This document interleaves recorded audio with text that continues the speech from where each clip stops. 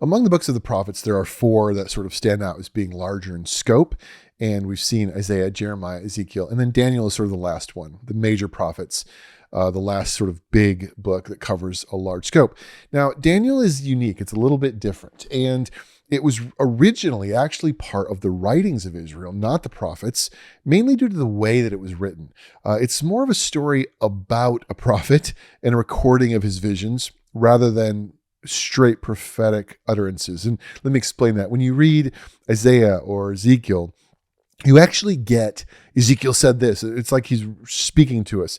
This is more a book about Daniel, things that he said and did, and more than like Daniel speaking. We don't actually necessarily think Daniel wrote it. It's written about Daniel. And Daniel is never actually called a prophet. It's even written in two different languages, Hebrew, which only Jewish people could read, and Aramaic, which was the common tongue at the time. And really, its main focus, unlike most of the prophets, is actually not calling people to repent or be warned of judgment like all the other prophets. The book of Daniel, rather, it's meant to be more of an encouragement to people in exile, and I think a statement about where wisdom comes from. There's really no other writing quite like Daniel. It's very unique. It's interesting. It has an odd mix of stories and visions and different things. And so in many ways, it's hard to know exactly where Daniel belongs. Is he part of the wisdom literature? Is he part of the prophets? He fits somewhere there, but we do believe that he prophesied things and that he was a man of God. And so he fits well in the prophet books. Let's start like with our other studies on the prophets of history. What's going on at the time? And for the most part, we don't need to cover history a lot for Daniel because hopefully you have the story down pretty well. You had the destruction of the south, the Babylonians, the captivity. The main thing to help you understand this book is to remember how the Babylonians, like many cultures of the time, when they took captives or they took a city or something, you took plunder, right? You took things that would help your nation, money, gold, resources. One of those resources was human. And so taking the best and the brightest people from these nations you conquer was a way to make Babylon stronger. They would find the best, the smartest, the people the most educated, the wise among the culture, and bring them in and become servants to the king in order for the king to have more wisdom, more access to truth and knowledge, different gods and things. This is the way the world's worked. So the book of Daniel actually gives us a picture of what would it have been like to see this guy Daniel and his three contemporaries friends being taken into captivity, identified as bright young men who might offer good things to Babylon, and being forced to become like Babylon and apply their trades the way Babylon does things, and the whole time fighting to maintain their identity and faithfulness to God while living in this foreign pagan land, being forced to try to mold and become like Babylon. And so you'll notice a familiar name we've talked about before, King Nebuchadnezzar. He was the king that overthrew the city and wiped out the temple. Now he's one of the main characters, and he's seen interacting with God's people. So he wipes out Jerusalem, brings some of the Israelites into his court, and now, because they're in his court, he's sort of interacting with them and their God, and you see what things happen from that. He's one of the main characters, and the book shows the transition from the Babylonian Empire, who conquered the Assyrians, to then the Persian Empire, who was in power later when Nehemiah and Ezra would return to the city. So again, you see these rise and falls of power. But even more bizarre and interesting, Daniel actually predicts history that would come later. Before the Persians take power, he has a vision from God saying that they would, as well as the Greeks that would come later and some of the chaos that would ensue before the Messiah arrived. And you will continue in some of this. This coming figure who would desecrate the temple, terrible evil, a lot of different things like that. We won't get into a ton of that in this, just a brief overview, but Daniel covers a lot. It really has a lot of things it wants to do. So let's look at a bit of the structure. Let's kind of walk through this book. It's more of a story, and so you can kind of read it and follow it a little bit more, whereas some of the prophets are a little more like speeches and things. The first 6 chapters give you stories from Babylon. And they're very popular Bible stories. If you grew up in kids' church, you probably heard some of these stories. You have Daniel and his 4 friends. The 4 friends are highlighted as remaining faithful to God while living as captives in Babylon. But, and here's the key, not only do they survive, they actually rise to prominent places of power as God blesses them, giving them wisdom, health, and favor. And this is so important. This is so important. What Daniel is doing is, it's really recounting the entire Bible, which is going all the way back to the Garden of Eden. Where will you seek wisdom from? Where will you find goodness? Where will you find life? And the Babylonians had plenty of wisdom and wise magi's people. A magi was anyone that sought wisdom from the stars and things. And so Daniel and his friends want to say there's only one true source of wisdom, and it's from the one true God. And you now have Daniel being compared to all the wise men of Babylon. Who rises? Who comes out on top? And this is highlighted by, you see Daniel interpreting Nebuchadnezzar's dreams when the others couldn't. The king's about to execute them. And the dream is a historical counting of the empires that would rise and fall, whatever. But the point of it is that wisdom doesn't come from slaughtering a pig and looking at its entrails or looking at bird patterns or the stars. Wisdom comes from God. And these Israelites who chose to reject Babylon's wisdom and hold on to God's actually thrive and rise to prominence and favor. And we see it's not just Daniel, it's these three other men who refuse to bow to an idol. They're saved from a fiery furnace, and Daniel's eventually saved from life. And, God is shown to care for those who remain faithful and have control. He has control and authority over all things. And throughout these stories, you see these dreams, like Nebuchadnezzar has a dream that Daniel interprets, whereby he loses his mind for a season until he acknowledges God as the true God, the true source of wisdom.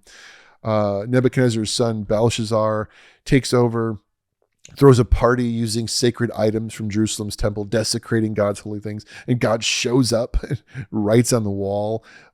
Writing was part of wisdom. And Daniel pronounces judgment against him, and the empire is going to fall, which it would, to the Persians. And the king, that son, dies that night. A new ruler takes over, beginning the Persian Empire. And this leader, a man named Darius, I know I'm throwing a lot of names at you, this new king, was part of the most famous story where Daniel himself is thrown to the lions for not worshiping a human king, but he's miraculously saved. And his son Cyrus becomes an ally to the Jews and are the ones who eventually allow them return and end the exile. So Daniel sort of covers this whole period. It's the whole 70 years of exile. You see sort of the history of it. And these stories ultimately work to show how God continually cares, rescues, but more importantly, to show that God is the true source of wisdom and goodness. And if you want to thrive and succeed in life, seek his ways, even if it's difficult for you.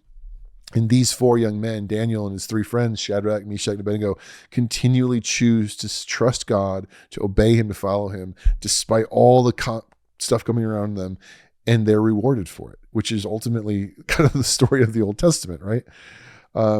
And where the book starts with Daniel interpreting the king's dream about future kingdoms, Daniel will eventually have his own visions of the future and what's to come before God ends the exile and restores his people. And what we basically see here is the author does kind of like a neat literary trick. And we see the whole story come full circle in chapter 7. And this is what's known as a chiasm. A chiasm was a literary style of writing in the ancient world, where you essentially have a story build to a point, like an apex, and then it sort of goes back and repeats on itself, almost like crossing over itself. Chiasm for cross. And it ends like it began. So you kind of see it this way. He speaks of the rise and fall of future empires, future tyrannical ruler, similar to Nebuchadnezzar's dream at the beginning, who would be sort of an Antichrist type. And this is important because, again, it speaks to God's power over history. It warns people that difficulty is coming, but they should remain faithful and trust in God. Similar to Revelation. I don't want to get too much into this, but there are certainly people who wonder if Daniel might have been written a little bit later. Was it written maybe even after the exile? It could have been written even when the Greeks were persecuting. And maybe the oral traditions of Daniel been passed down. We're not really sure. It's difficult to say. But the point remains that we're called to remain faithful even in difficulty. And in each case, God reigns, judges the enemy, brings victory through the coming Messiah, the Son of Man, the one like a Son of Man, in a glorious future kingdom. So lots of images, numbers represent various ideas, times, and kingdoms. Jeremiah's 70 years are now 70 times 7 until the exile would end. Great war between North and South. And the question is often raised, though, were these prophecies all pre-Messiah history, things leading up to Jesus? Were some about the very end of the second coming? Is the desolation the Greek king Antiochus or a future Antichrist? Is it, quote unquote, the end, referring to the coming Messiah and the end of exile or the end of the world? Was the war Armageddon? I mean, it can make your head spin. Let's just be honest. This is not an eschatology class. We're just walking through, giving you a brief survey overview of the scriptures. I can't really answer that question, but I do want to hit on a few points about reading Daniel as we kind of wrap this up. Daniel and many parts of Ezekiel as well represent a challenge for us as readers and students of the Bible. How should we read and understand these visions that he's having, things of the future? Now, I've already pointed out how both him and Ezekiel use visions that are full of images, many of them fantasy, monsters and animals and things like that, which are meant to sort of symbolize reality. So each of their images are given as a way to represent something in real life. You could think of, and I've used this example before, maybe some of you have heard other videos and things. When I was first teaching this, I remember I found a picture, and there's a picture on the cover of Time magazine. It was a cartoon drawing of an elephant stomping on a donkey's head with his foot, and the donkey is like being squished. And you looked at it, it had no writing, had no words on it. And I showed it to a class and I said, what's happening here? And what was interesting is there were no words. It was just a cartoon of two animals, but everyone in the room knew what it was referring to. They're like, well, it's something political, right? It looks like maybe this has something to do with Republicans beating Democrats, which it was. It was a story that was posted after a midterm election when the Republican Party had taken the House from Democrats. We know that the elephant refers to the Republican Party, right? That's sometimes how we use imagery, how we use symbolism.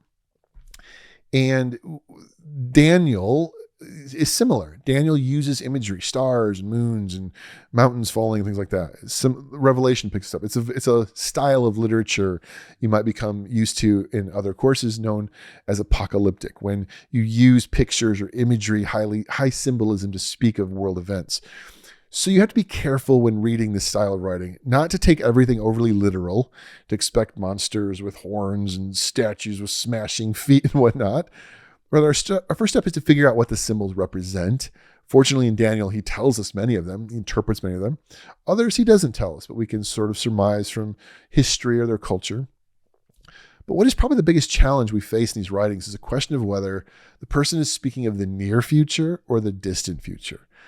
Were Ezekiel's vision of a new temple and returning presence of God about Pentecost in the first century, Acts chapter 2?